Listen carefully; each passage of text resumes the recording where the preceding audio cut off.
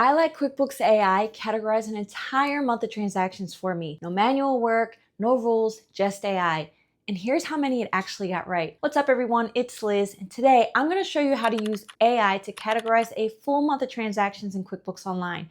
This is really simple, it won't take long, so let's get started.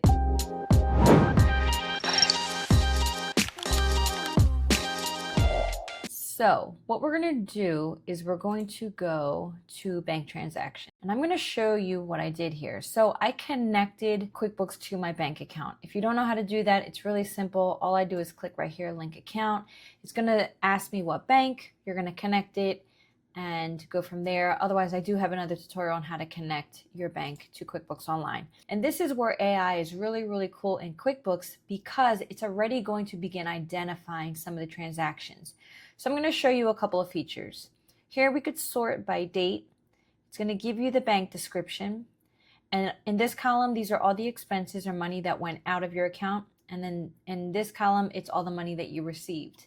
Now, if you look at this little paper clip right here, this is going to show you if there's any attachments that you have, like receipts or anything like that that's attached to that specific expense.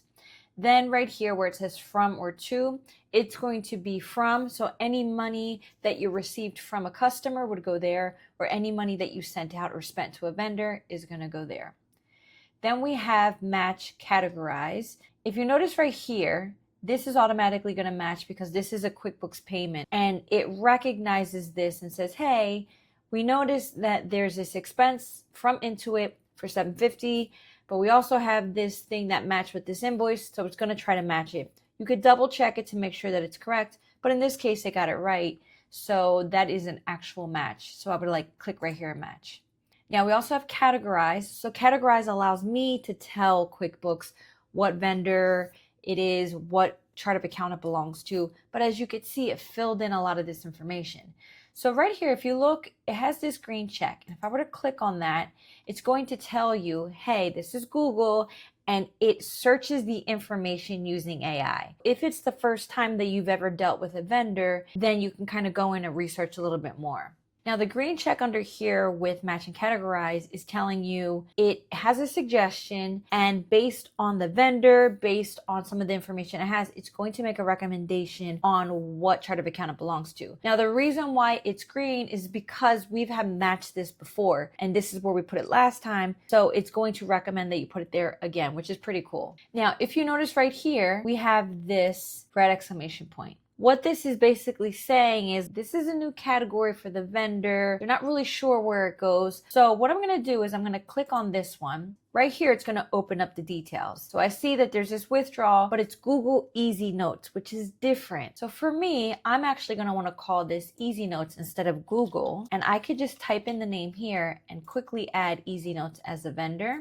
And that's going to help it recognize it the next time it shows up. Now, if you see here, this is showing you some suggestions. So I have this toggled on. It's just telling you again, there's a new category for this vendor. The history for Google was that this went under software expenses, and it gives you the description. If I click on categorization history, it's going to show me all of the times that I have used this particular vendor and where I put it. But because this is the first time, it's going to tell you right here, you haven't added any transactions with this vendor customer. So that's why it's showing that. So on the first time, I have to look at it and say, okay, Easy Notes. Well, this is a software expense, so this is where I'm going to put it. So the first time that I put it there, it's going to look like that. Now, the next time that it pops up, I'm going to look at categorization history. Now, do you notice how this time it's saying, okay, the last time that you had an expense for Easy Notes, this is where you put it. And then I could say, all right, assign category. And that's where it's going to assign it. Now, once I created this and I have Easy Notes and I put it in the software expense, I can actually click right here and click create rule. I'm going to call this Easy Notes. And I'm going to say any money coming out of this account. The bank text is going to contain this. And I'm just going to go through here and I'm going to look. And then the other thing I'm going to show you right here is I can auto post.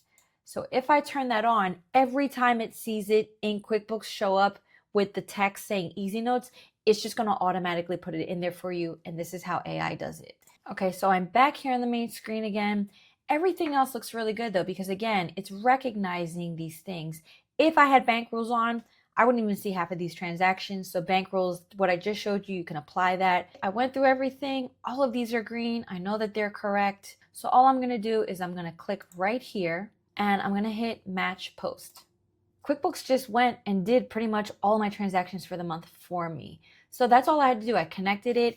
It really does use AI to identify some of these things. It gives you suggestions.